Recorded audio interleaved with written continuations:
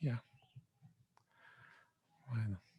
Sí, entonces el coloquio de la semana pasada no era sobre estrellas masivas, que es más bien algo de, ¿no? de estructura y evolución estelar, particular porque era sobre las etapas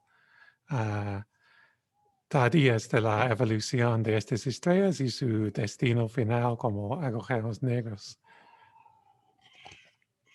Pero para nosotros, para el medio interestelar, lo importante de las estrellas masivas es la energía que inyectan en el medio, ¿no? Por su radiación y por sus vientos.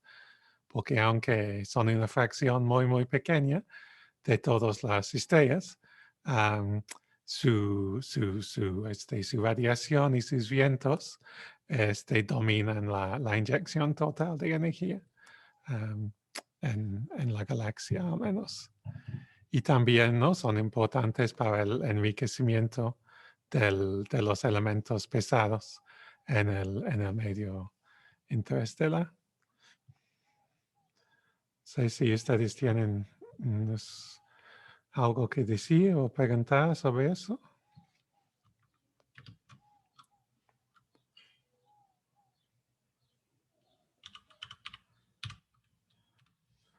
Si no, entonces vamos a empezar.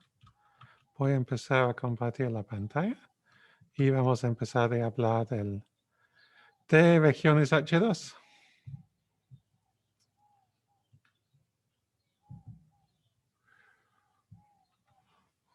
Okay. Entonces, vamos a conectar. Yeah. Ok. Sí pueden ver la pantalla, ¿verdad? Sí, sí se ve. Ok. Bueno. Entonces, aquí ya vamos a empezar a ver más de los detalles de la física. Estoy buscando lugar. Mejor podemos allí, porque ya no quiero hacer eso. Eso. Entonces, sí, sobre la física de los procesos que son importantes en regiones ionizadas. Entonces, ustedes reconocen esa imagen de la nebulosa de Orión, me imagino. Entonces, qué es lo que estamos viendo ahí cuando observamos una nebulosa así?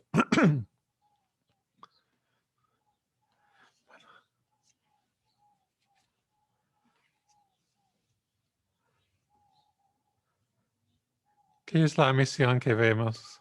Bueno, no vemos las estrellas, ¿no? Los puntitos. Y la radiación difusa que vemos que tiene color roja.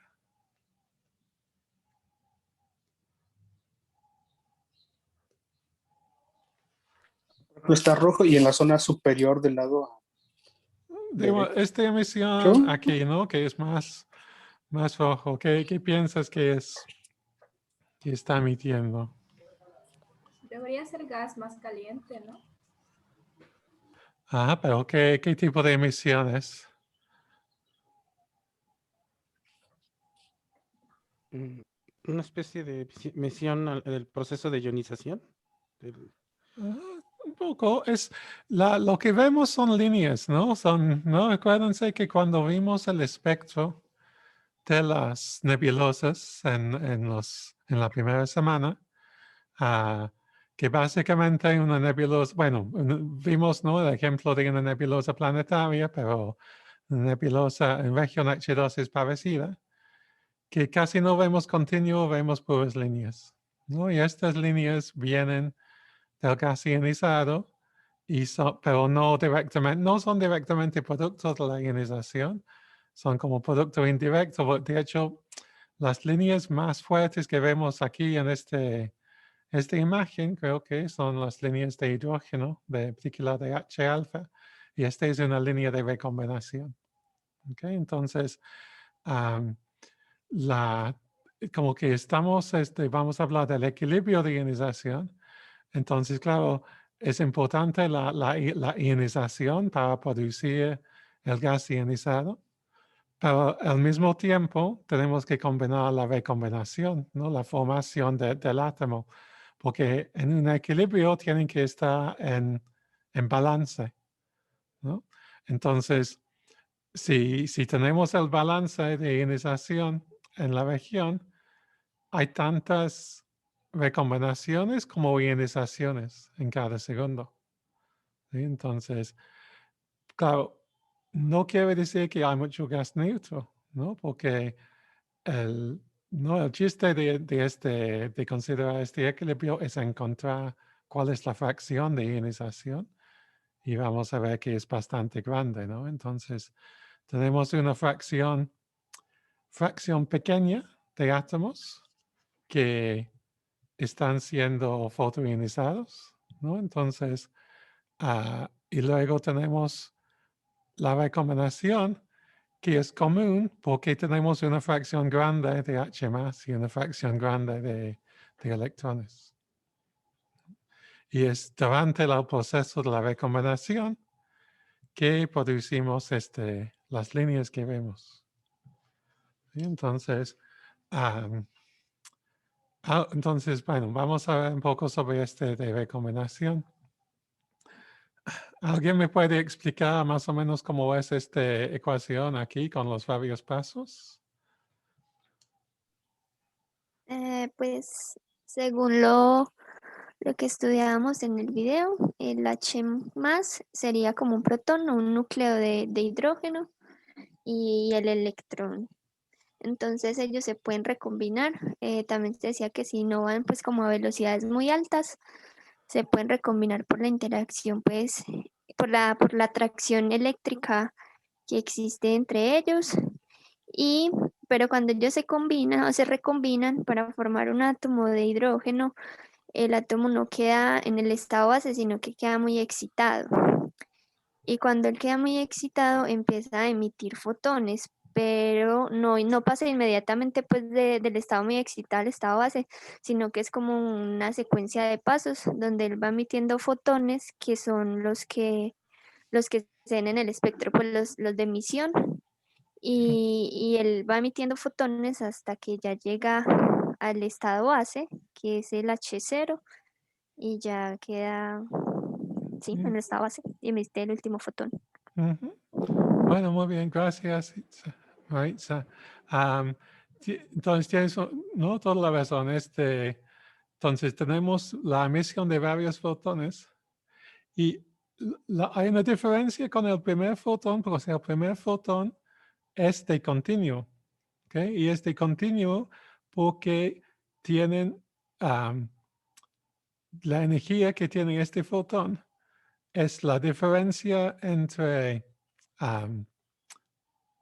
la potencia, la energía potencial del átomo en su estado excitado y el límite de ionización, más la energía cinética del electrón.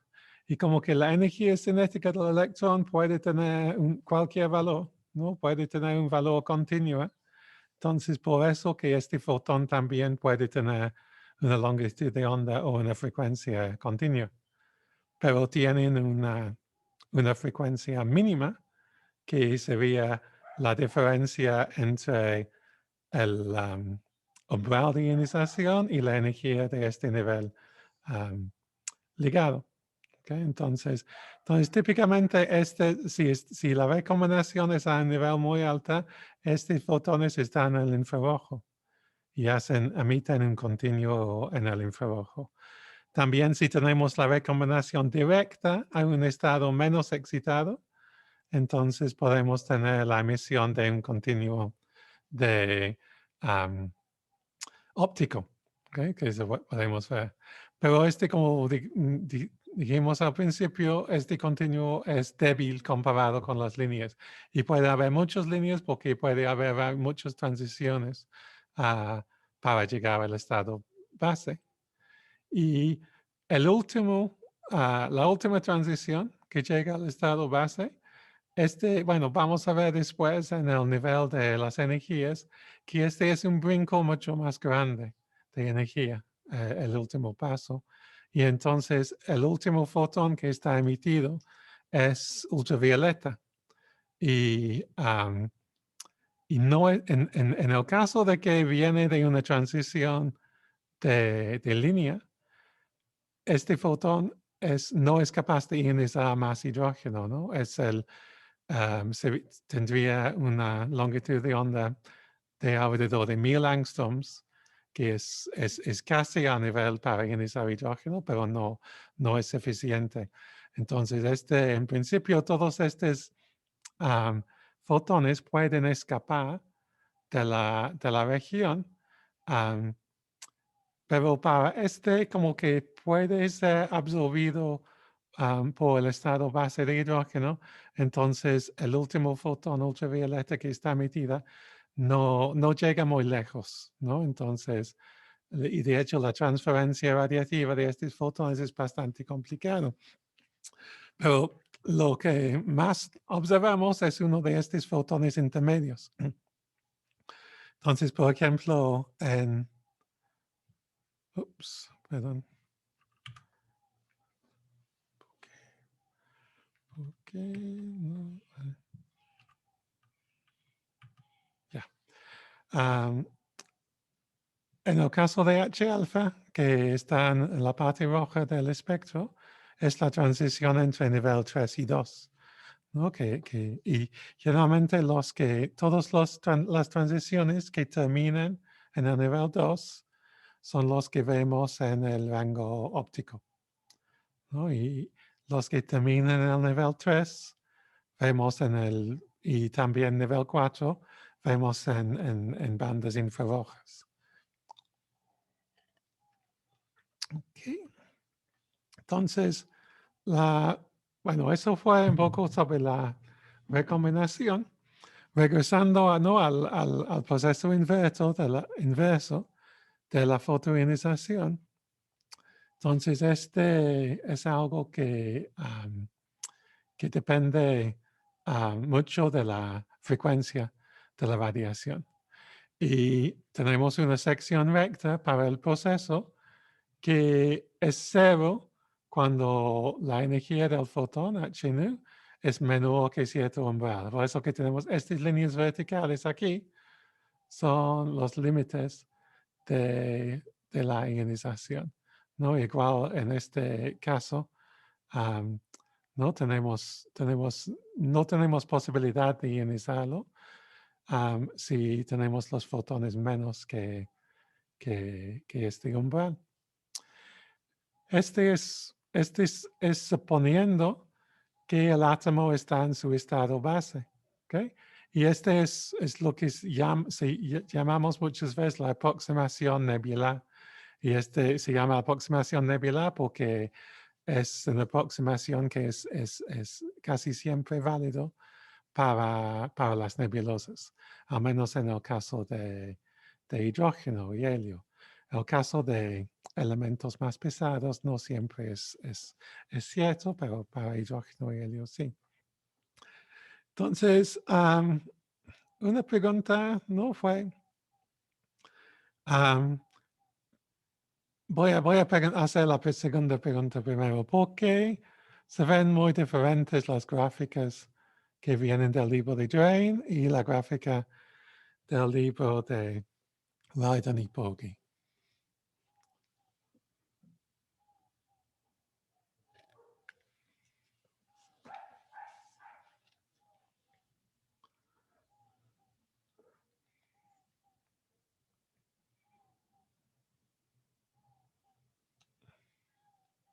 Digo, no sé si lo tomé muy, muy obvio por lo que veo en los ejes, pero uno está nada más el de Ryden y Pogge, está el eje X, lo que es nada más la frecuencia, el otro está el de Drain, está el eje, lo que sería la energía. No sé si Pues esa es la claro, razón.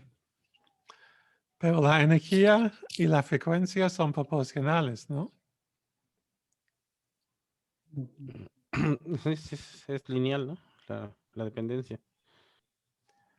Es lineal, sí, la dependencia de frecuencia sobre, bueno, de energía sobre frecuencia, porque es h por nu y h es un constante. Pero ¿por qué piensan que este tiene como una curvatura y este se ve más como línea recta? ¿Cuál es la diferencia en las gráficas? Porque los dos básicamente están mostrando la misma curva, pero se ven muy diferentes. Es por la escala logarítmica, Ajá, sí, de que exacto, en ¿no? el de la izquierda está. Sí. Sí. Entonces, fíjense que aquí tenemos una escala logarítmica porque es 10 a la menos 6, 10 a la menos 5, entonces cada intervalo en el eje Y corresponde a un factor de 10. ¿Sí? Mientras aquí es una escala lineal. Es simplemente, ¿no? 1, 2, 3, 4, 5 por 10 a la menos 8. Igual con la energía y frecuencia, que es lineal en unidades de 10 a la 16 Hz, mientras también es logarítmica, es un factor de 10 entre aquí y aquí y otro factor de 10. ¿No? Entonces, la dependencia es frecuencia a la menos 3 o es aproximadamente, ¿no? O es energía a la menos 3. Entonces, claro, se ve como una curva con mucha curvatura en espacio lineal, pero cuando lo hacemos en espacio logarítmico, entonces como es una ley de potencia, entonces es una línea recta. Pero es la misma información, nada más con una presentación diferente. Porque aquí podemos apreciar más bien cómo es la variación cerca al límite o al umbral de frecuencia. Pero esta parte de la gráfica que va entre como 6 y 0.5, digamos, sería nada más esta pequeña parte aquí, ¿no? De la gráfica logarítmica. La gráfica logarítmica nos permite ver cómo es la dependencia cuando los valores de la sigma son muy pequeños.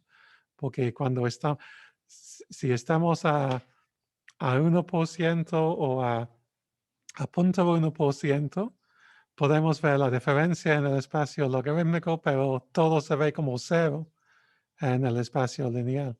Por eso que enfatiza diferentes partes de la curva. Enfatiza más las partes donde la frecuencia es más alta y la sección recta es más pequeña.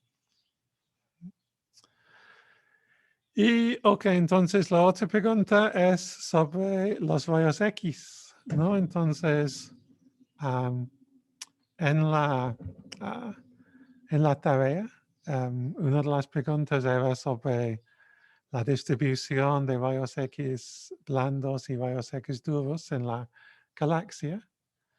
Y una de las respuestas tiene que ver con la extinción. Entonces, en el caso de los rayos X, la extinción sí es debido al gas, no es tanto debido al polvo como es el caso en la luz óptica. Entonces, pueden explicar, en base de estas figuras, pueden explicar por qué la absorción de los rayos X más suaves es más alto.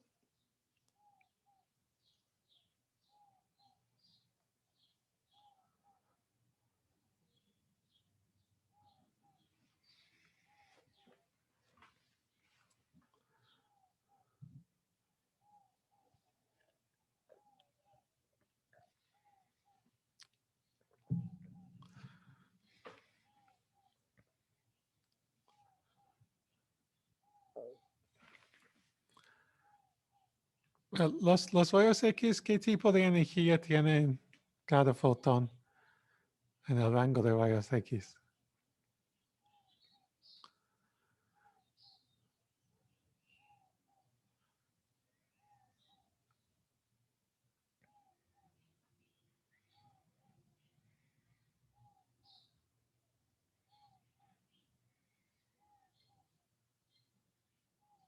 típicamente, ¿no? Orden de magnitud. Pues la frecuencia es de 10 nanómetros más pequeños. De 10 nanómetros. Los, Ajá. Ajá. Sí, los suaves tenían, entonces con eso podemos considerarlo, ¿no? Porque sabemos que 90 nanómetros, que es 912 angstroms, corresponde al límite de ionización de hidrógeno, ¿no? Y que este es 13.6 electronvolts, digamos 10, ¿no? Para tener números redondos. Entonces, y tú estás hablando de, de 10 nanómetros o menos, entonces estamos otro factor de 10 menos en longitud de onda, que quiere decir 10 veces más energía. Entonces, ¿cuál sería la energía mínima de un rayos X si es menos que 10 nanómetros?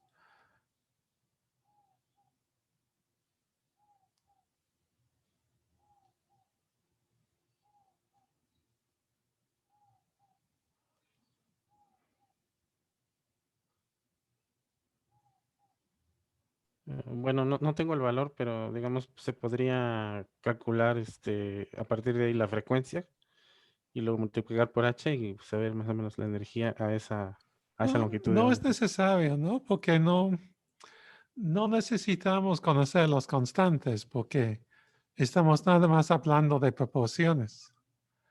¿Sí? Entonces, Ah, sí, ya vi por dónde vas. sí, Sí. entonces conocemos la energía, ¿no? De un fotón que tienen 100, alrededor de 100 nanómetros, que alrededor de 1000 angstroms, y este es del orden de 10 electronvolts. Entonces, uno que tienen menor que 10 nanómetros o menor que 100 angstroms, ¿cuánta energía? ¿Cuál es la energía mínima que debe de tener? No sé. Crear. De pronto un electronvolt, algo así. No, no, Los porque 100. va en la O otra más. Ah, dirección. sí. 100. 100, sí. Entonces 100 es como mínimo. Y 100 realmente es suave para los rayos X, ¿no? Generalmente se habla de kiloelectronvolts para la mayoría de los rayos X. Y cuando es menos que un kiloelectronvolt, entonces eso sí son los rayos X más suaves, y mayor que un kiloelectronvolt son los rayos X más duros, ¿no? Entonces estamos alrededor de aquí. Entonces tenemos una sección recta aquí que es mucho menor que el valor en la ultravioleta, que por un factor del orden de 10 a la 4 o 10 a la 5. Entonces, en lugar de 10 a la menos 18, tendríamos alrededor de 10 a la menos 22. Pero 10 a la menos 22 todavía es significativo, porque la columna de hidrógeno atómico en el plano de la galaxia puede ser muy grande. Puede ser mucho más que 10 a la 22 átomos por centímetro cuadrado.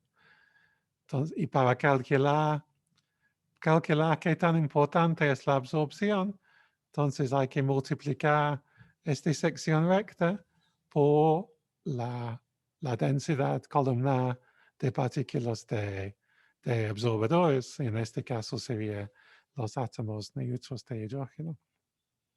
Entonces, cuando estamos por aquí, la opacidad debido a esta fotoionización va a ser importante, pero sí está cayendo rápidamente con energía, ¿no? Entonces, una vez que estamos mayor a 1 kiloelectronvolt, ya estamos en 10 a la menos 5, ¿ok? Entonces ya estamos en 10 a la menos 23. Y para tener una columna mayor que 10 a la 23, para compensar por esta sección recta tan pequeña, Este es menos probable, ¿no? Hay pocas regiones en la galaxia en donde la columna es tan grande. Tal vez en las nubes moleculares, pero en el medio más difuso no. Entonces, por eso que a estas energías, el medio interestelar es más transparente y a estas energías es más opaco, ¿no? En este rango de los rayos X.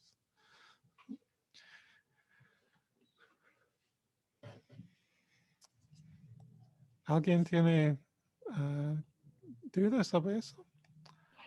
Sí, bueno, me quedo un poquito confuso. Entonces, decíamos que para que sean rayos X suaves son menores de 1 kiloelectronvolt y duros se consideran mayores de 1 kiloelectronvolt. Aproximadamente, Entonces, ¿no? viendo la gráfica, Ujú. Sí. entonces, viendo la gráfica, lo que nos dice es que ya en la zona de los kiloelectronvolts, lo que abarca dentro de lo que sería 1 kiloelectronvolts, lo que abarca dentro poquito menor a 1 kiloelectronvolt es porque lo que vemos es que es menos opaco el medio o más opaco el medio, ahí me confundí. A energías menores, ¿no? Por aquí, Ujú. la sección recta es más grande. Entonces, el medio es más opaco. ¿Sí? Sí, bueno, no depende solo de la sección recta, depende de la sección recta y la columna de gas. Pero si la columna de gas queda constante, entonces es más opaco cuando la sección recta es más grande, que quiere decir que la energía del fotón es menor. Y cuando la energía del fotón es mayor, la sección recta es más pequeño y entonces es más transparente. ¿Sí me explico? Ok, gracias. Okay. Sí, ya me quedó más. Ok. Bueno, y aquí también tenemos, no solo tenemos hidrógeno, tenemos helio y hidrógeno molecular también, y los otros elementos, carbono y oxígeno. Y vemos que todas estas, la sección recta es mayor que la sección recta de hidrógeno. En particular, para carbono y oxígeno es mucho mayor a las energías grandes, ¿no? Pero aún así, la absorción por hidrógeno sí es importante. ¿Por qué?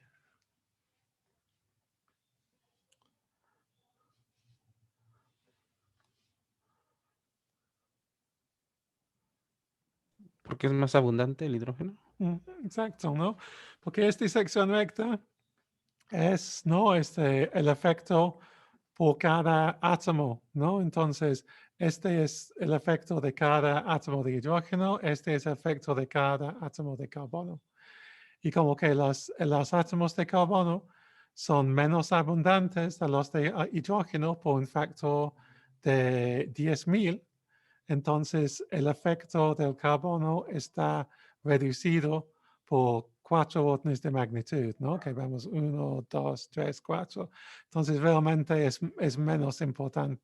Es parecido, ¿no? Todos son, una vez que tomas en cuenta las abundancias, oxígeno y carbono ya son parecidos a los de hidrógeno. Aquí. Y igual con hidrógeno molecular, bueno, depende, ¿no? Si estamos en una nube molecular, entonces sí, hidrógeno molecular es muy abundante. Pero si estamos en una nube molecular, entonces casi no hay radiación de altas energías. Bueno, puede ser rayos X, ¿no? Entonces puede ser importante el hidrógeno molecular adentro de las nubes moleculares. Y el helio también. El helio no se ve que es como 10 veces mayor que el hidrógeno, pero también tiene 10 veces menos abundancia. Entonces, yo creo que una vez que tomamos en cuenta las abundancias, vamos a tener varias contribuciones, todos con el mismo orden de magnitud en las energías altas, ¿no? En las energías más bajas de la ultravioleta, es el hidrógeno que domina, ¿no? En particular, si estamos entre el umbral de hidrógeno y el umbral de helio, entonces ahí solo puede absorber hidrógeno, no puede absorber helio porque helio requiere mayor frecuencia o mayor energía. Bien. Seguimos, ¿no? Bueno. Otra cosa aquí, las secuencias isoelectrónicas. Entonces, hay una equivalencia entre todos los iones que tengan exactamente el mismo conjunto de electrones, ¿no? Entonces, el caso de hidrógeno atómico es un solo electrón que tiene, pero hay otros iones que tienen un solo electrón. Un ejemplo es helio más, porque helio generalmente tiene 2 electrones, pero si quitamos uno, queda con uno. Entonces, todos los iones que tienen el mismo número de electrones tienen comportamiento muy similar. Y esto se llama secuencia isoelectrónica. Y en el caso de los de hidrógeno, en inglés se llama hydrogenic. Yo siempre pensaba que en español fue hidrogénico, pero lo busqué y resulta que no. Es hidrogenoide, que no sé, supuestamente es una palabra, pero ¿ustedes lo han escuchado? Los hidrogenoides. Sí, es lo que bueno, al menos en mi curso sí lo vimos así para resolver la ecuación de Schrödinger para el átomo hidrogenoide. Ajá, muy bien. Sí, y la manera tal vez más explícita de decirlo es que la secuencia isoelectrónica de hidrógeno, ¿no? Y lo que cambia cuando, ¿no? Si tenemos 2 iones, la misma secuencia isoelectrónica, entonces lo que cambia es la carga del ion, que es la Z aquí. Y tiene varios efectos. Uno es que cambia la energía mínima necesaria por un factor de Z cuadrada. Entonces, con hidrógeno atómico necesitamos como 4 por 10 a las 15 Hz. Para helio más necesitamos 4 veces más frecuencia, ¿no? 1.3 por 10 a la 16, que corresponde a 54 electronvolts de energía, que ya casi es rayos X, ¿no? Es casi en el borde entre ultravioleta y rayos X. Entonces, si necesitamos una estrella mucho más caliente para producir un número significante de fotones con energías tan altas para ionizar helio más. Y de hecho, generalmente en las regiones H2 no hay, ¿no? Entonces, en las regiones H2 que están iluminadas por estrellas tipo O de la secuencia principal, entonces no tienen casi nada de fotones capaces de ionizar helio más. Y entonces el helio generalmente es una vez ionizada, pero no es 2 veces ionizada. Sí, en el caso de las estrellas más masivas que tienen temperaturas efectivas de mayor que 50.000 Kelvin, entonces ahí sí se puede ionizar el helio más, y pasa a veces con las estrellas Wolf-Rayet, que estaba hablando en la plática de jueves. Si tenemos la ionización de helio neutro, entonces es un poco diferente y como que el helio neutro tiene 2 electrones, no se puede hacerlo simplemente por escalar el resultado de hidrógeno. Entonces hay que hacer un cálculo por separado para los átomos de 2 electrones y resulta que su energía de ionización es un poco más que hidrógeno, pero no, es 1.8 veces, de hecho, la energía de ionización de hidrógeno. Okay. Bueno, la tasa de fotoionización. Entonces, una vez que conocemos sección recta, entonces, que depende de la frecuencia, entonces para calcular cuántas ionizaciones tenemos que multiplicarlo por el espectro de la radiación y integrarlo sobre todas frecuencias para encontrar la tasa total. Entonces, ¿todos hicieron el ejercicio de checar las unidades de esta ecuación? ¿Les salió bien? Queda 1 sobre segundo, ¿no?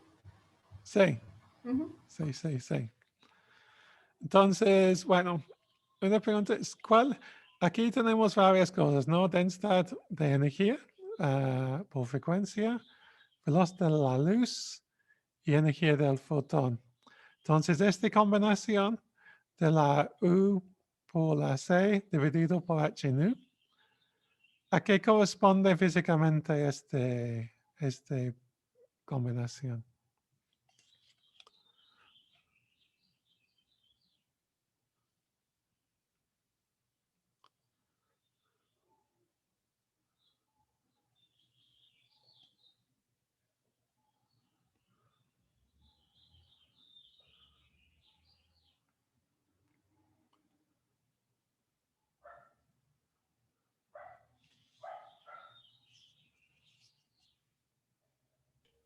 Bueno, a mí se me ocurre interpretarlo como la presión de radiación por cada fotón, pero no sé si está correcto.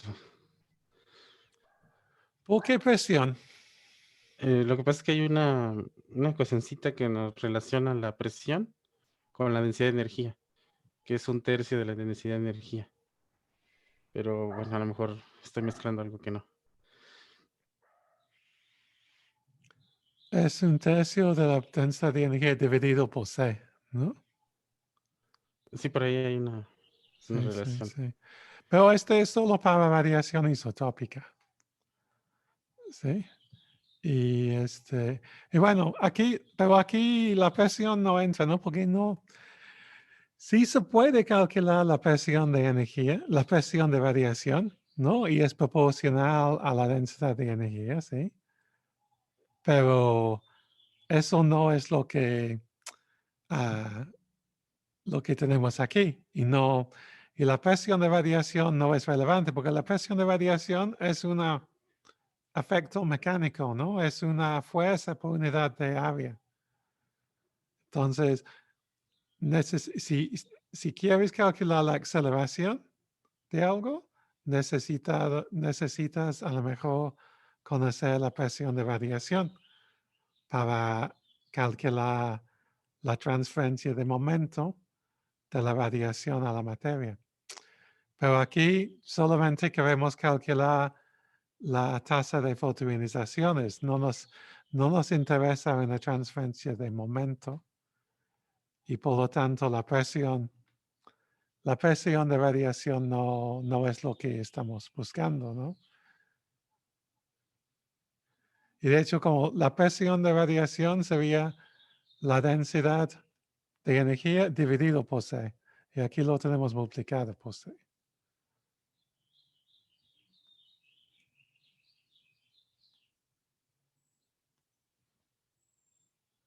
¿O no? Sí.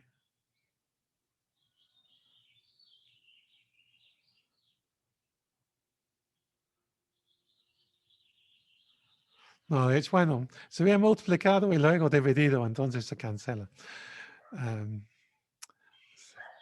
Pero, ok, aquí entonces... ¿Es un área? ¿Mande? ¿Es un área esa, esos términos?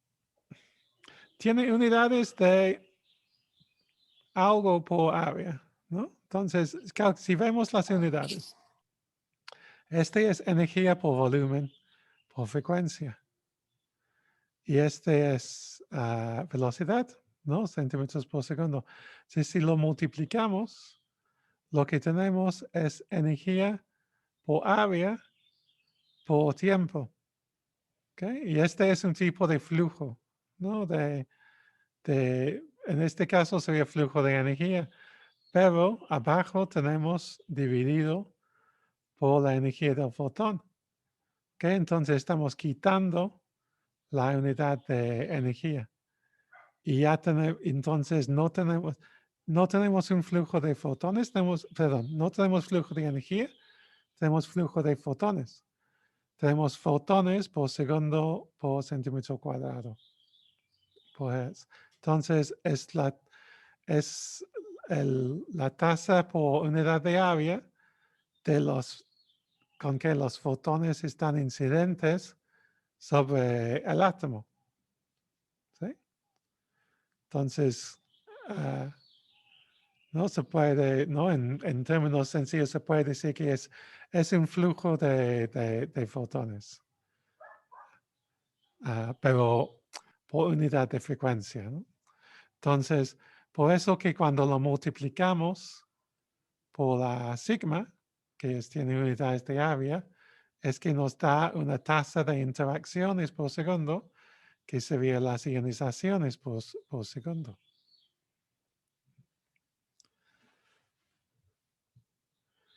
Bueno, entonces, dado que ya calculamos entonces podemos escribir un par de ecuaciones diferenciales para la fracción, perdón, la densidad de iones y la densidad de átomos, ¿no?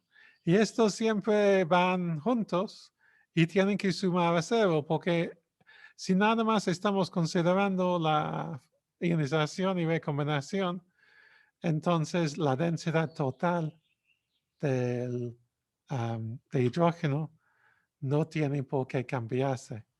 Entonces, la suma de estos nos debe dar 0, ¿no? Por eso que tienen signos opuestos.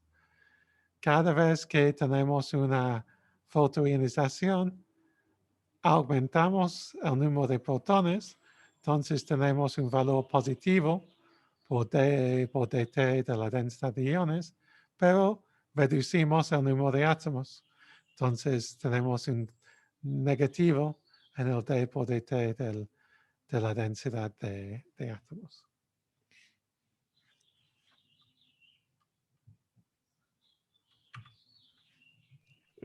Eso, perdón, no es un Dime. comentario.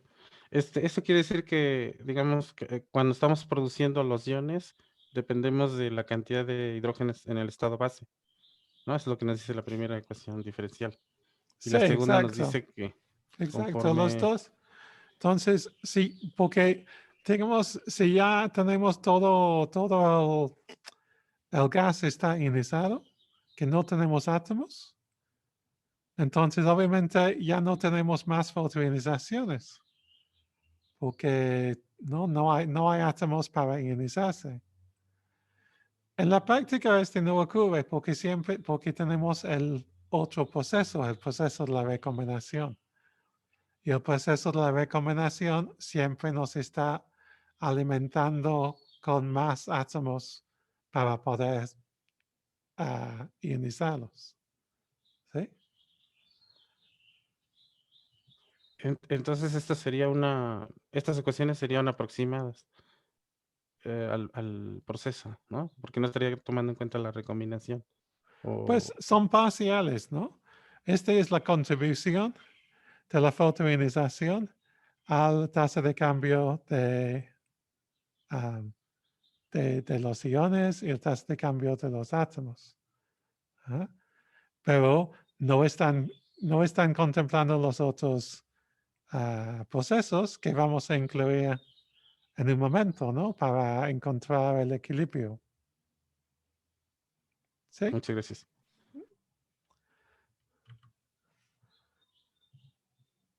Ok. Entonces, hablando de eso, ya la recombinación como había mencionado antes, no puede ser de diferentes niveles. Entonces, aquí tenemos un diagrama de energía, de los diferentes niveles de energía para hidrógeno, ¿no? Entonces tenemos el nivel base que está aquí, que se llama 1s, por la configuración del electrón. Entonces, no sé si ya se acuerdan de la mecánica cuántica, pero hay el número cuántico principal de hidrógeno que se llama N, que es 1, 2, 3, etc. Y luego hay el número cuántico del momento angular, L.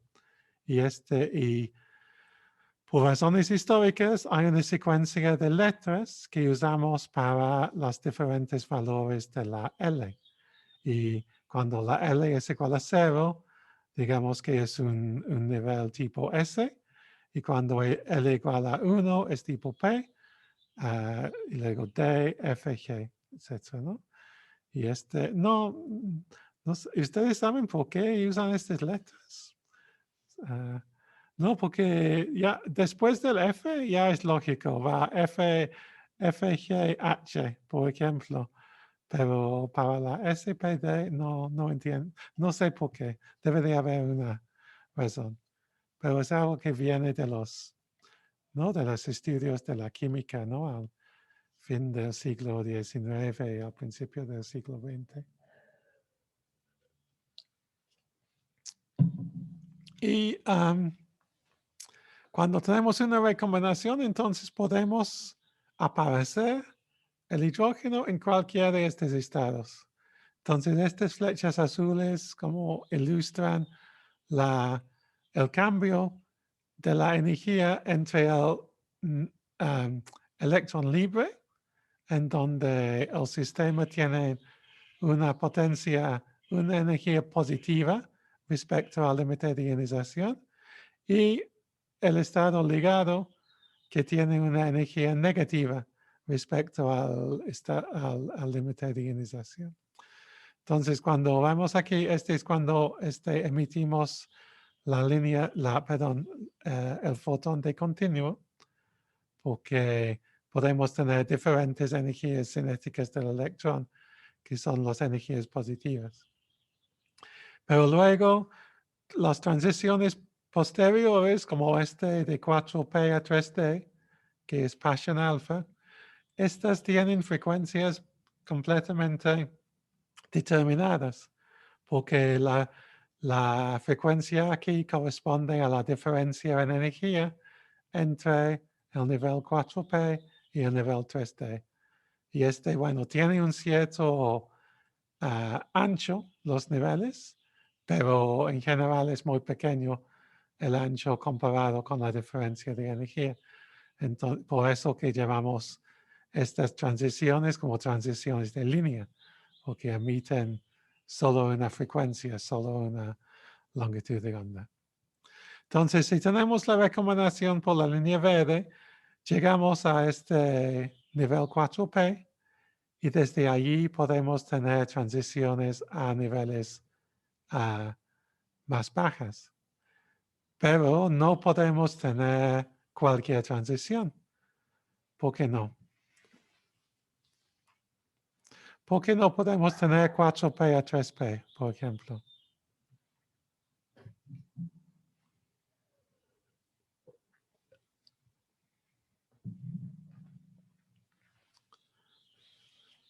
Puede ser porque esté ocupado ese nivel, ¿Mande? por el principio de exclusión de Pauli, que esté ocupado ese nivel.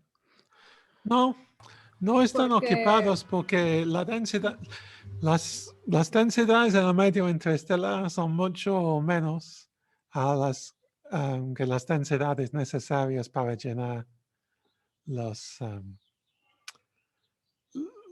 niveles, ¿no? Adentro de las estrellas muy densas, como enanas blancas, sí es importante eso que dices de la exclusión de Pauli, ¿no? Pero en el medio interestelar nunca. ¿Alguien más empezó a hablar, verdad? ¿O no? ¿Ya no quieren? No es porque está cambiando el valor de L. Sí, exacto. Entonces, las transiciones entre los niveles, para ser, más probables, tienen que corresponder a transiciones de dipolo eléctrico.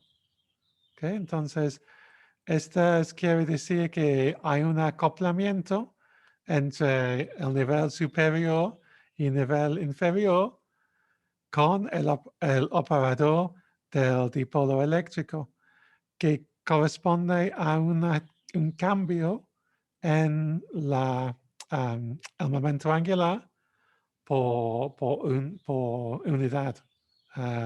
Delta L tiene que ser más 1 o menos 1. Entonces, podemos cambiar de 4P a 3S o a 3D o a 2S o a 1S, pero no podemos ir a 3P a 2P porque corresponde a delta L igual a 0, que no está permitido para el dipolo eléctrico. Sí puedes tener transiciones de multipolos más altas. Por ejemplo, dipolo magnético, cuadrupolo eléctrico, etc. Pero esos son mucho menos probables. Entonces, generalmente solamente se ve en casos especiales. En el caso de hidrógeno, el único caso,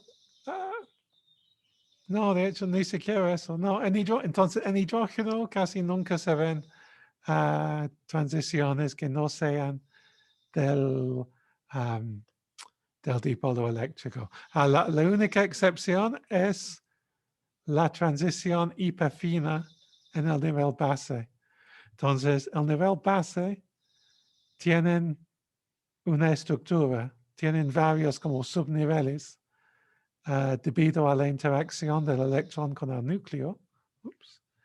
Y la transición entre estas, que son responsables para la línea de 21 centímetros en el radio, esos sí son de cuadrupolo magnético, creo. Pero todas las otras transiciones, ¿no?, que vemos aquí son de dipolo eléctrico. Entonces necesitan delta L igual a más 1 o menos 1. Entonces siempre vamos de nivel P a nivel S o nivel D. Entonces después de ir, por ejemplo, si vamos de 4P a 3D, entonces luego podemos tener otra transición que va de 3D a 2P y de 2P a 1S. ¿No? Entonces, ¿no?, hay una que se llama una cascada de recombinación y la manera de calcularlo en detalle es que hay que hacer una matriz con todas las transiciones entre los diferentes niveles que son permitidos y como usa álgebra lineal para resolver una ecuación de matriz para encontrar las intensidades de las diferentes líneas debido a las diferentes transiciones. Pero nosotros no tenemos que considerar detalles como eso. Y de hecho, para calcular la recombinación, no es necesario considerar las transiciones posteriores de las líneas, solamente tenemos que considerar la primera transición de continuo a cada nivel.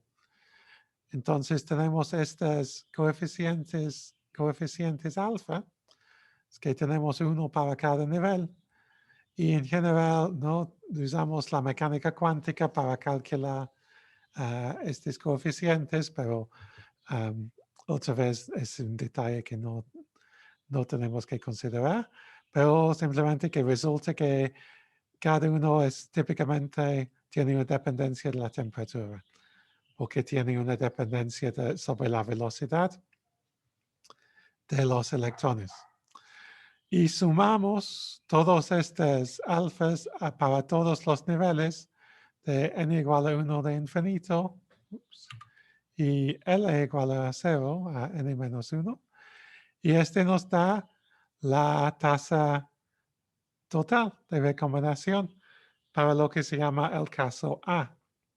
Y el caso A es el caso en donde incluimos las transiciones que van directo a nivel 1S, que aquí están marcados en rojo. Luego hay otro caso que es caso B, en donde hacemos lo mismo, pero simplemente que excluimos esta transición a nivel 1S. Entonces, ¿alguien puede explicar? Perdón. ¿Alguien puede explicar por qué nos interesa excluir esta transición a nivel 1S?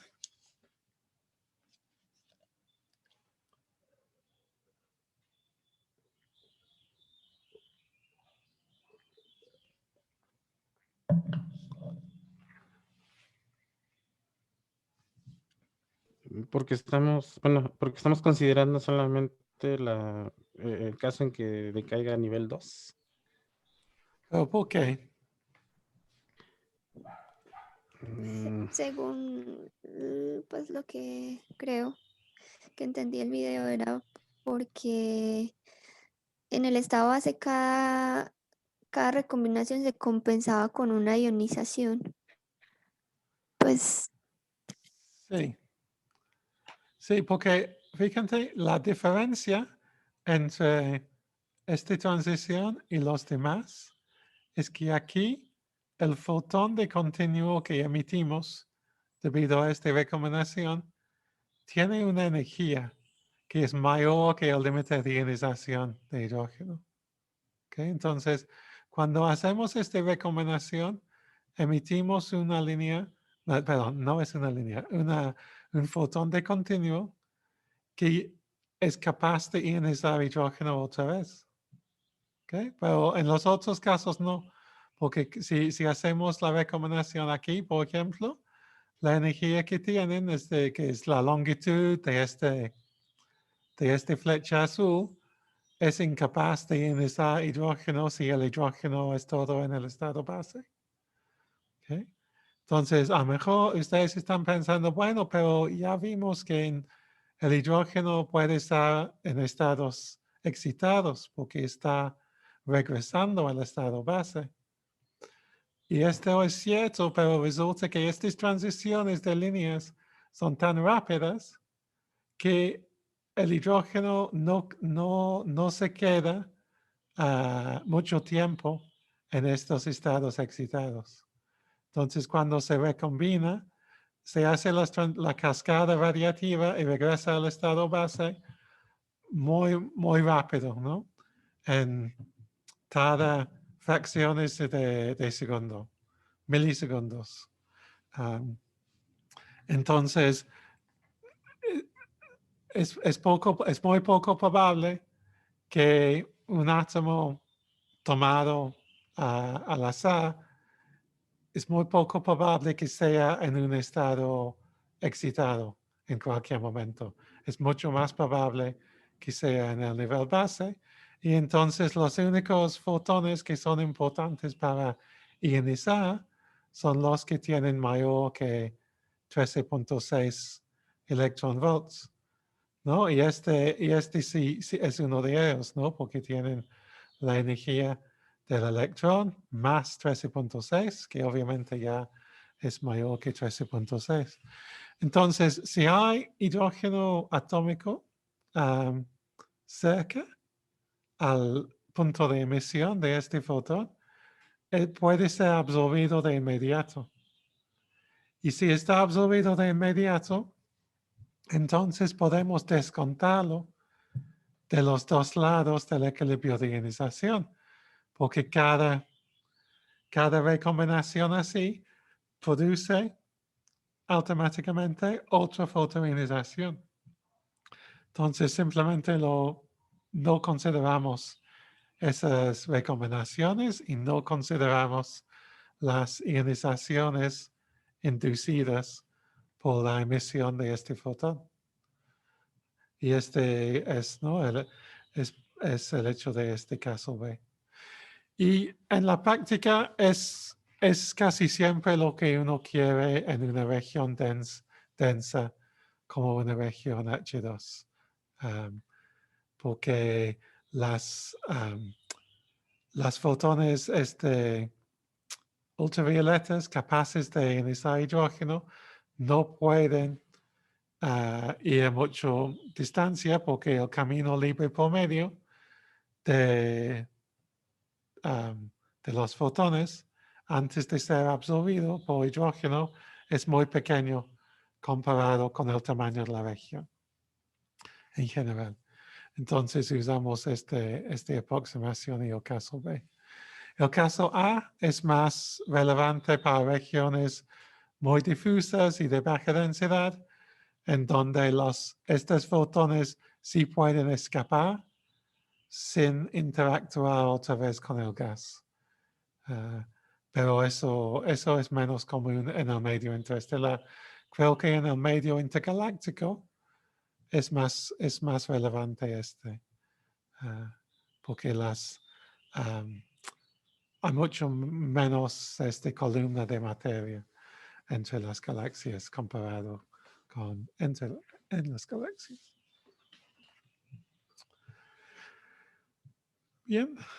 Entonces cuando hacemos eso, tenemos un resultado en los dos casos que es del orden de 10 a la menos 13 en unidades de centímetro cubo por segundo, que tiene una dependencia sobre la carga del ion, en el caso de iones más pesados, de los hidrogenoides, y también tiene dependencia sobre la temperatura, que típicamente es negativa, ¿no? En la ley de potencia negativa, que es parecido al caso de las colisiones entre partículas cargadas que calculamos la semana pasada.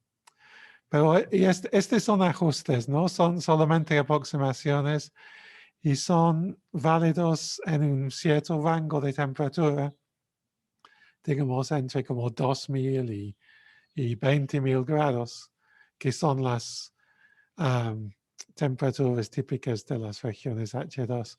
Si vas a una región con condiciones muy diferentes, entonces hay que usar aproximaciones distintas, ¿no? A temperaturas muy altas, por ejemplo.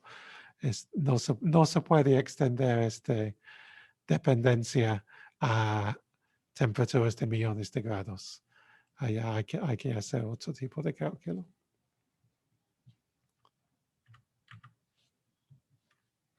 Ok. Entonces, igual que con la ionización, con la recombinación también podemos escribir la contribución a estas tasas de cambio de los iones. Ya los signos son opuestos, ¿no? Con la recombinación el signo es negativo para los protones, porque estamos quitando protones, pero es positivo para los átomos porque estamos agregando más átomos. Y ya no es, no depende del campo radiativo, pero sí depende de la densidad de electrones y la densidad de protones. ¿No? Y podemos combinar los dos, ¿no? Entonces, tenemos esta ecuación para la recombinación, tenemos algo parecido para la ionización.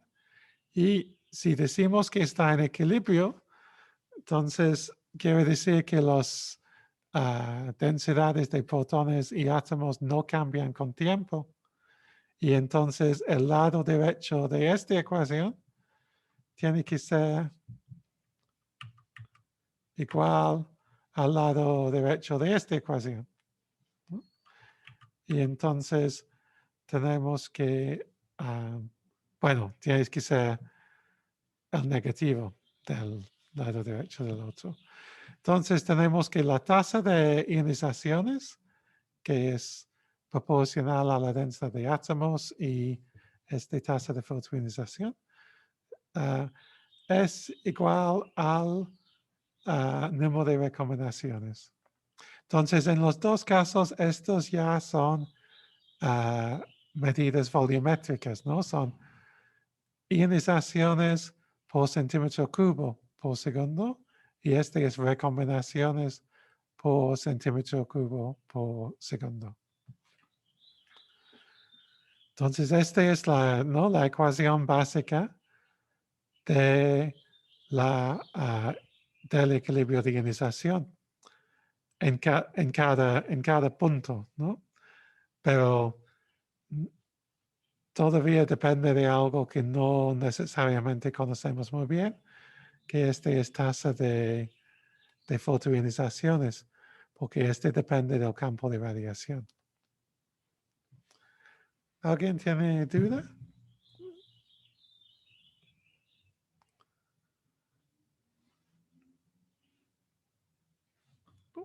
Ok. Entonces, ya estamos en la última página.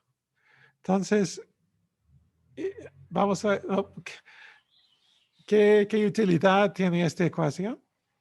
Bueno, una de las cosas que podemos hacer es encontrar la fracción de ionización, que es de todos los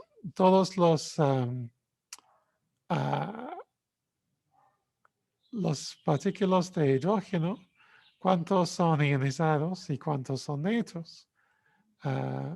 Entonces, la X es la densidad de protones dividido por la densidad de protones más la densidad de átomos. Entonces, densidad de todo el hidrógeno.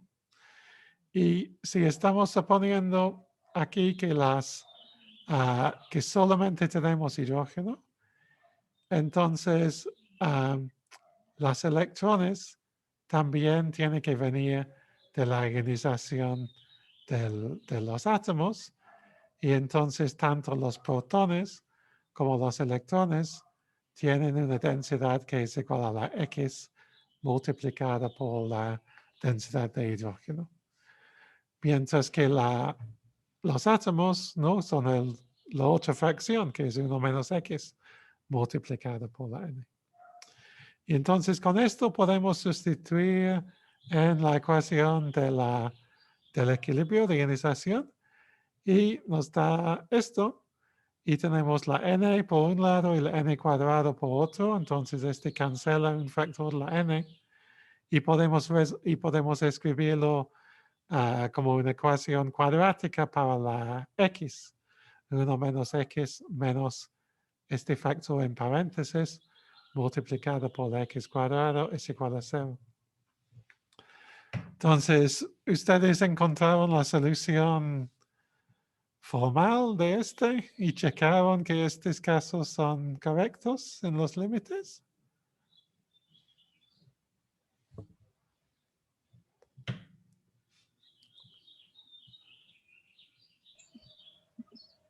Yo hice la solución, pero lo de los límites no me quedó muy claro cómo plantearlo.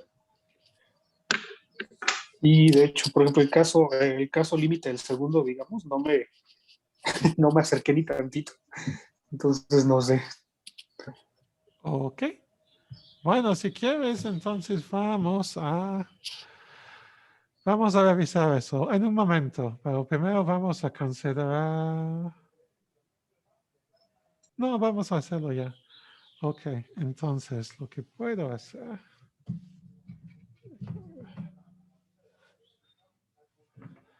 Voy a intentar compartir mi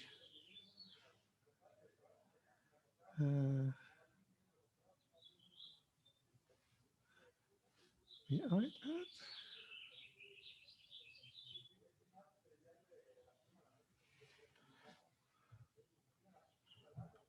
Déjame ver. Ya. Ok. Entonces, pueden ver mi iPad, ¿verdad?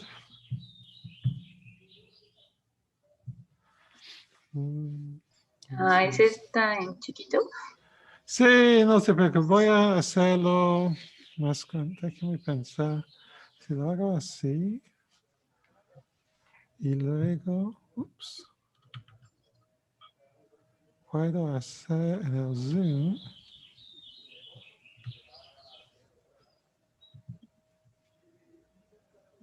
Puedo hacer que comparte solo ese.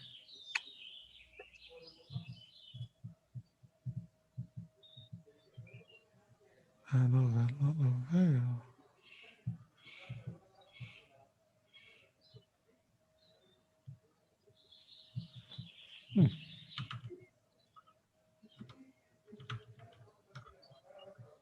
Aquí está. Ah, es este. Ok. ¿O lo pueden ver más grande? Sí, Sí, se ve mejor. Ok. Entonces.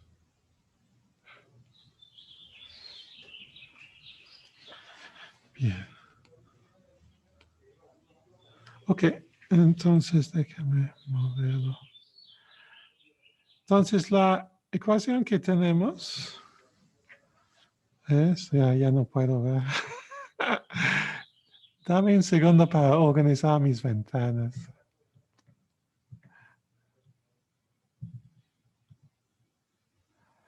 Ok. Entonces tenemos 1 menos x menos x cuadrado por este alfa b n entre, ups,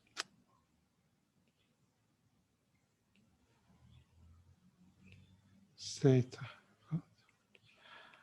Ok, entonces para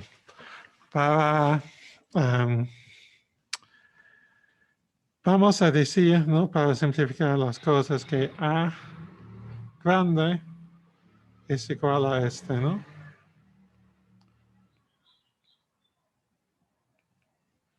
Para que no tengo que escribir eso todo el tiempo. Entonces, tenemos 1, que este es igual a 0.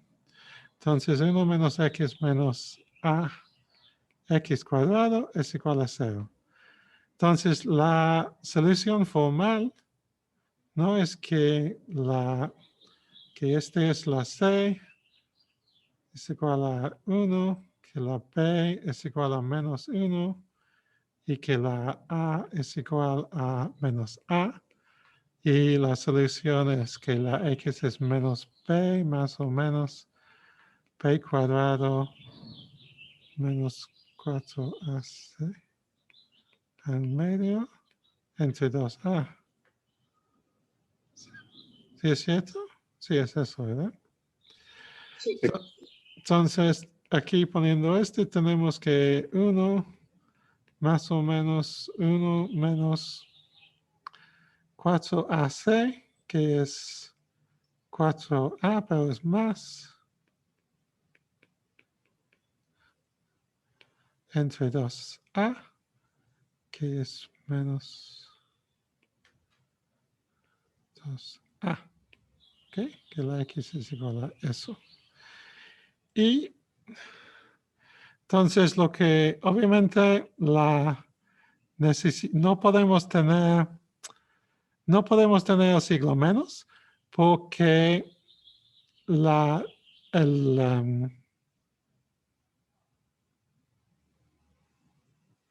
bien el siglo más. Vamos a hacer. Ok, entonces podemos escribir. Entonces es menos o más a 1 entre 2A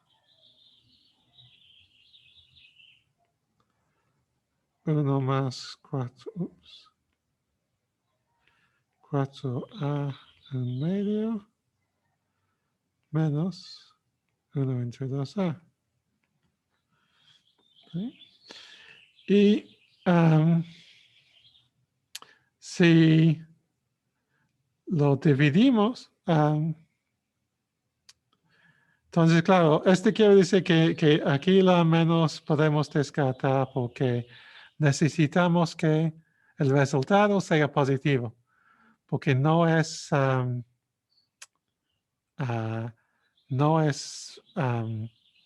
físico tener una fracción negativa de ionización. Entonces, para x mayor que 0, este implica que solamente tenemos la versión positiva. Entonces tenemos x es igual a 1 entre 2a en 1 más 4a medio menos 1.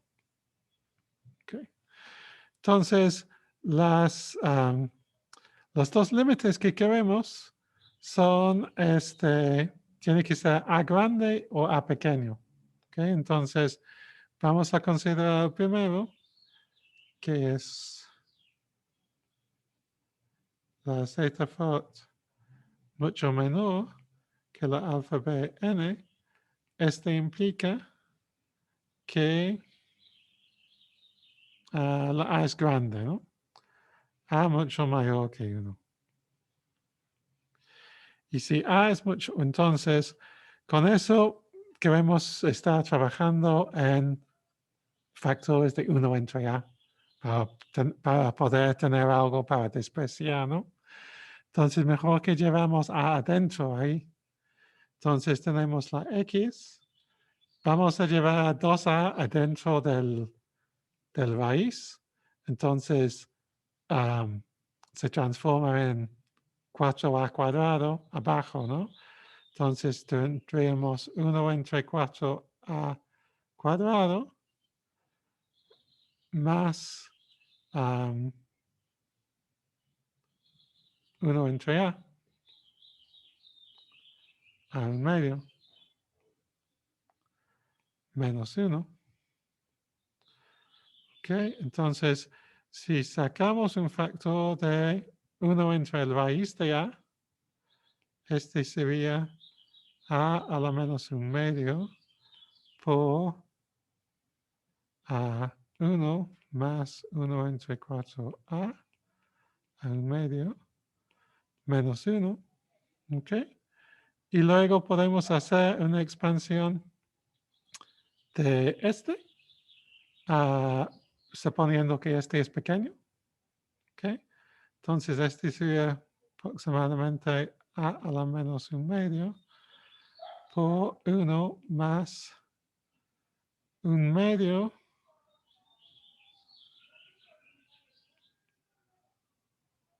a 1 entre 4a, que sería 1 entre 8a, más orden 1 entre 4a cuadrado menos 1. ¿Ok? Cancela. Algo pasa mal aquí, ¿no? Creo que el último término es 1 sobre 2a, ¿no? En lugar de menos 1.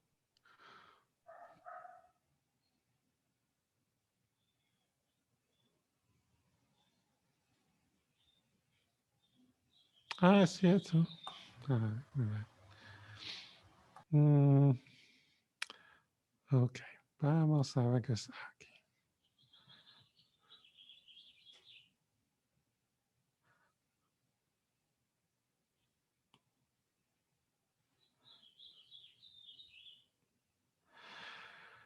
Ok, tenemos bien con ¿verdad? 4a cuadrado.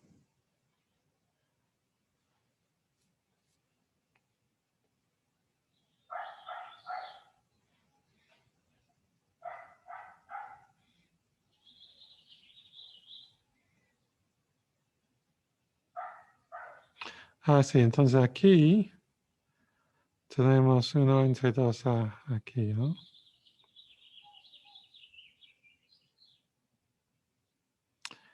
Y aquí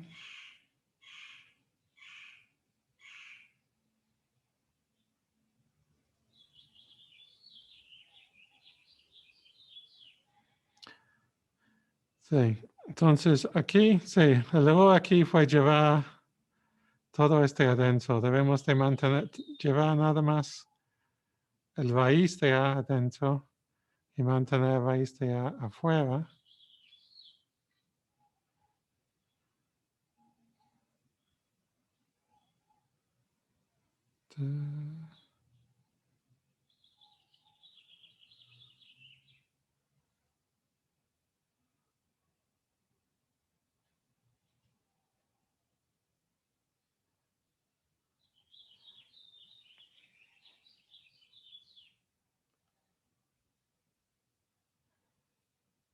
Sí, entonces este es igual. 1 entre A en medio por 1 más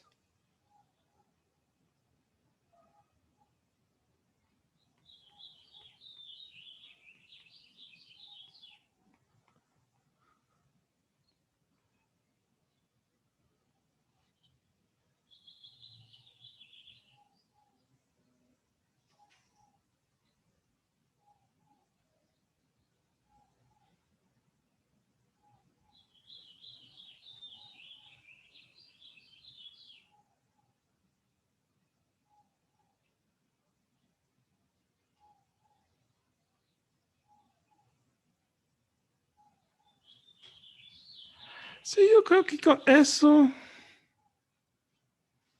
no, porque cuando A va a 0 a infinito, ¿ok? Cuando A va a infinito, entonces 1 más 1 entre 4A va a 1 y 1 entre 2A va a 0. ¿Ok? Entonces la X va a 1 entre A en medio, que es el raíz, ¿no?, de Z tot dividido por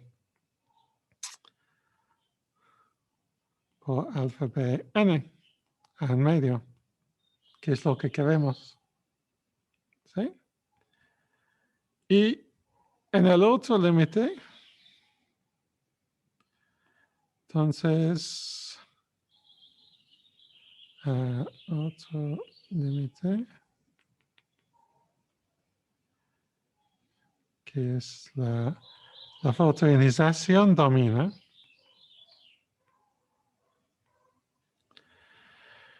Entonces, en este caso, tenemos que la A va a 0, ¿no? Es mucho menor que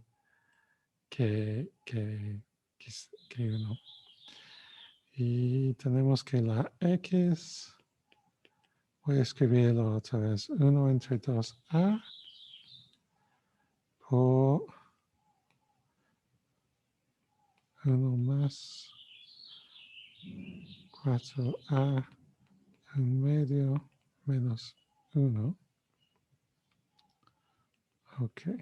Entonces este es más fácil, porque aquí 1 más 4A en medio es igual a 1 más 1 medio por 4A más orden de A cuadrada, que es aproximadamente 1 más 2A. ¿Sí? Entonces, si restamos la menos 1 aquí, entonces tenemos la X es igual a 1 entre 2A por 1 más, perdón, 2A menos 1, ¿no?, que cancela. No. Sí, hay que considerar esto. Ok, bueno. Entonces, tenemos que acordarnos de la expansión binomio binomios, ¿no? Entonces, 1 más 1/2, 4a, más es 1/2 por n por n menos 1 entre 2 factorial, ¿verdad? Por menos 1/2. Y el otro factor de 1/2 por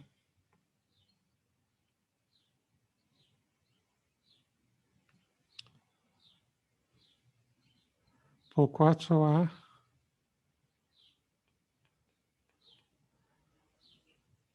cuadrado. Ajá.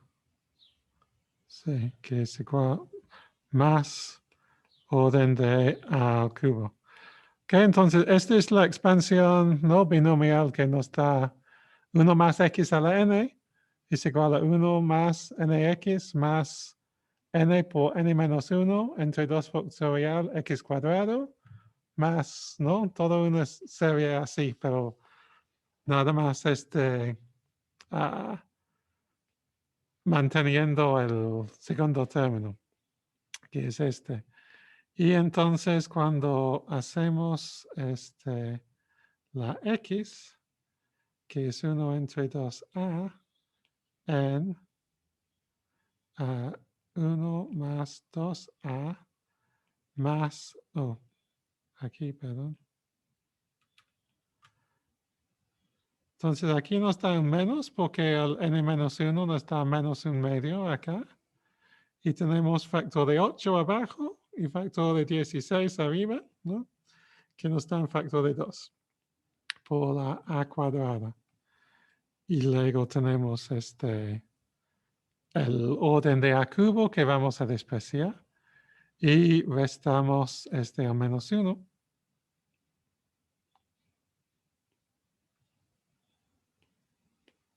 Entonces este es cancelado. Y nos da 2a menos 2a cuadrado entre 2a, que es igual a 1 menos a. ¿Sí? ¿Qué es lo que queremos? ¿Sí? Entonces, sí, es un poco más difícil eso, porque aquí hay que incluir más términos en la expansión. Pero sí funciona, ¿no? Solamente te da mucho práctica en la matemática de la escuela. Sí. Probablemente hay manera más fácil de hacerlo, pero no sé. Entonces, la otra pregunta que tenía aquí. Entonces ya no tengo que estoy compartiendo otra vez. Profe, me dijo Maritza que le avise que se le fue el internet. Bueno, más bien la luz. Ahorita que le regrese, va a ver si se vuelve a conectar. Ok. Sí, pues. Gracias. Sí, entonces. Entonces, la otra pregunta que teníamos. Ok, entonces, bueno, hace, ¿no? Que obviamente cuando domina la fotoionización, el valor de la X, perdón, aquí no, aquí la fotoionización es pequeño. Cuando la fotoionización es pequeño comparado con la alfa b por la n, entonces tenemos un medio casi neutro porque tenemos una tasa una fracción de ionización pequeño, porque este coeficiente aquí es pequeño. Y cuando domina, entonces la X es aproximadamente 1, porque este factor, sería este factor que es pequeño, porque el denominador es grande comparado con el numerador. Entonces la X sería 0.99, por ejemplo, si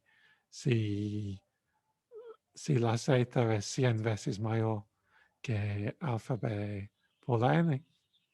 Y cociente de zeta entre alfa bipolar n se llaman como un parámetro de ionización y es algo que vamos a ver, es bastante útil, ¿no? Y se puede aplicar a nivel local, que es lo que estamos haciendo aquí.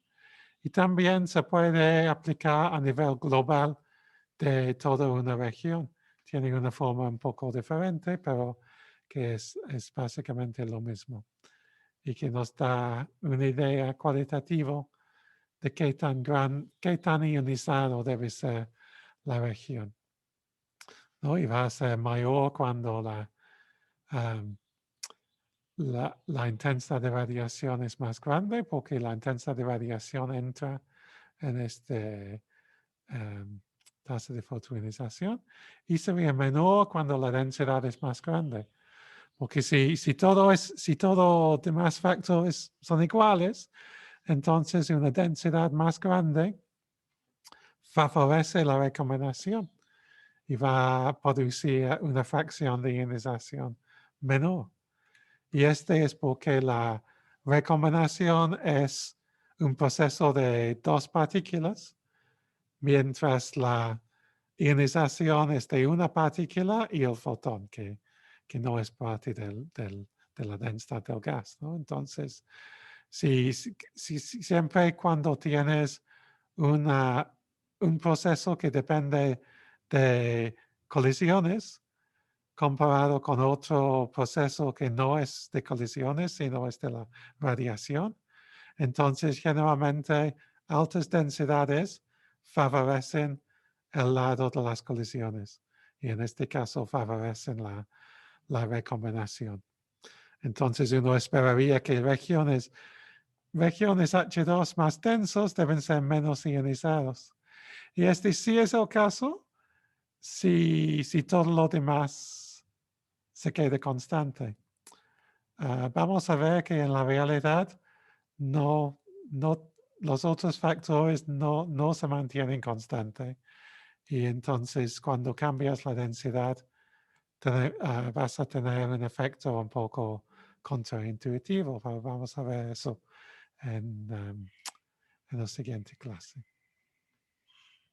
Y la otra pregunta que tuve sobre eso fue sobre la densidad total de partículas. Entonces, cuando uno está calculando la presión, por ejemplo, ¿no? Tomas la presión es igual a el constante de Boltzmann por N, la densidad de partículas, y T, la temperatura. Bueno, la N allí, que entra en la presión, no es igual a este N, porque este N es solo la densidad de hidrógeno. Pero en este gas tenemos, aunque la aproximación es de hidrógeno puro, todavía tenemos otro tipo de partícula. ¿Cuál es?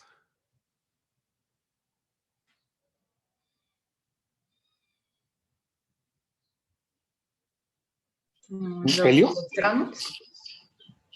Bueno, pero si aceptamos que químicamente es puro hidrógeno. Pero no, la respuesta que estoy buscando son los electrones, ¿no?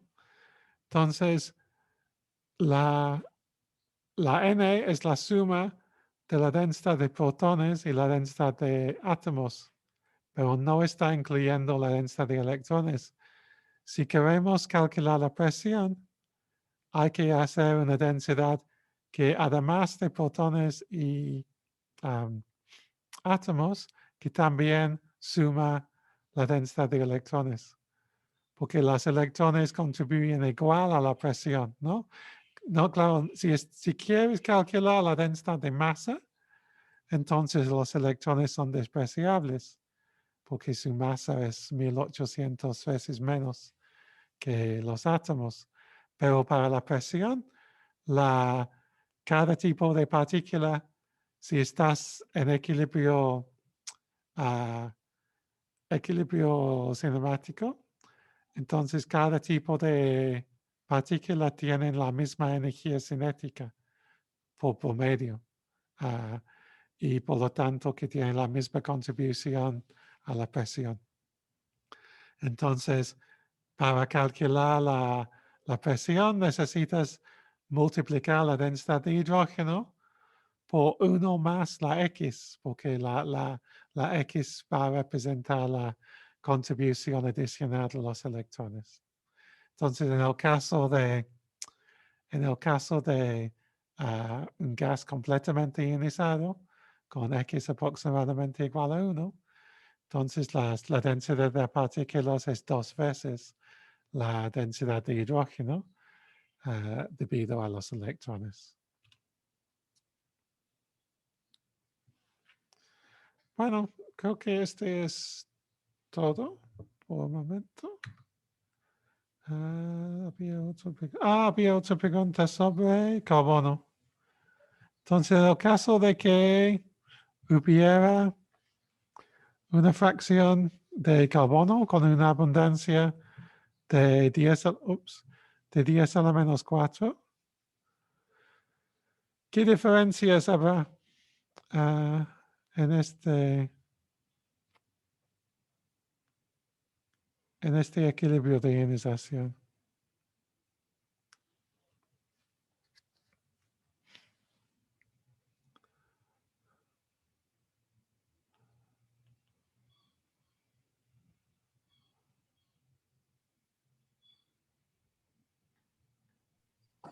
Se tendría que sumar la fracción del carbono, ¿no? Por ejemplo, en la definición, a la X, sumarle también NC más sobre N. Pero ¿cuál sería que cambia de estas 3? Electrones. Los electrones, ¿no? Los electrones, en lugar de ser estrictamente proporcional a la X, sería la X más 10 a la menos 4. ¿Okay? Entonces, claro, eso no importa en el caso de un gas ionizado realmente, ¿no? Porque la X, si la X es mayor que 10 a la menos 4, entonces sumar 10 a la menos 4 a la X no va a tener mucho efecto. Entonces, solo sería importante en el caso de X pequeño, que sería este límite, ¿no? Entonces, si realmente necesito, ¿no? Para que la X calculado de esta manera sea del orden de 10 a la menos 4, necesitas que este factor de ionización, el cociente entre la Z y alfa BN, tiene que ser menor que 10 a la menos 8, ¿no? Para que X sería del orden de 10 menos 4. Entonces, esto sí es importante en las regiones neutras, en donde casi no hay fotones capaces de ionizar hidrógeno. Pero una vez que empiezas a producir un X mayor que como 1%, algo así, entonces ya los electrones que vienen del carbono ya dejan de ser tan importantes. Okay. ¿Algo más que alguien quiere decir?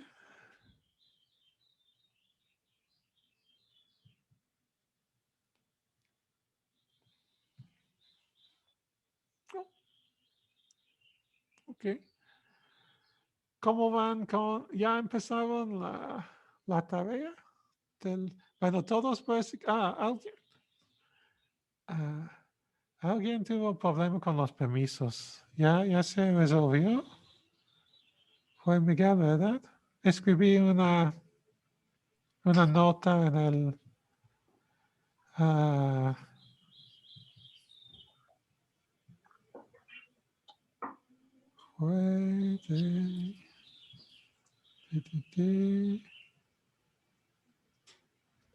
¿Quién no recibió? Fue Eric.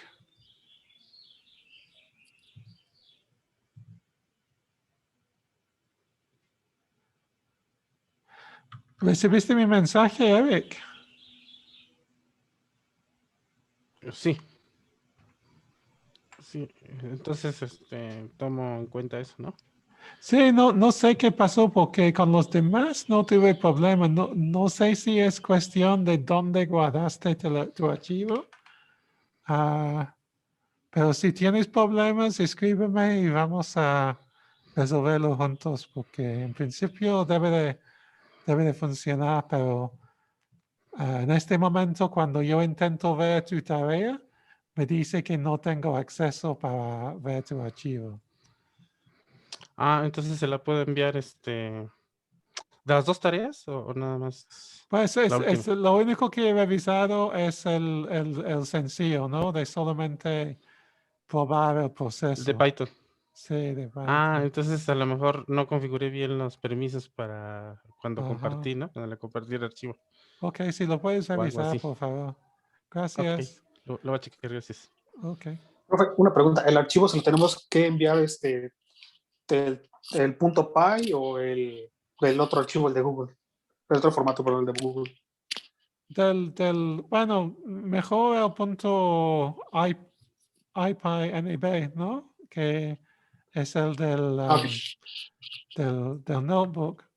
Porque si funciona todo bien, entonces cuando yo reviso en el Classroom, yo puedo ver ahí directamente el archivo, ¿no? De ustedes y con las gráficas y todo.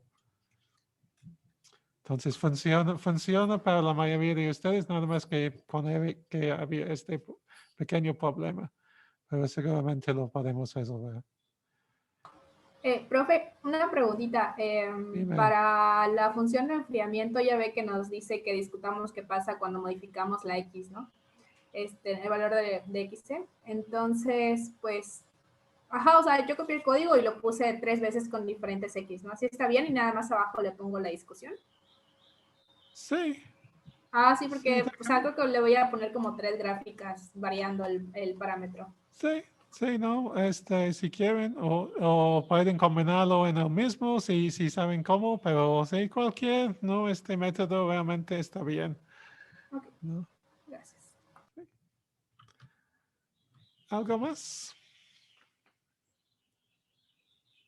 Ok, bueno, entonces voy a intentar publicar el próximo video mañana a primera hora y hablamos el jueves a la hora normal, a las 9:30, ¿no?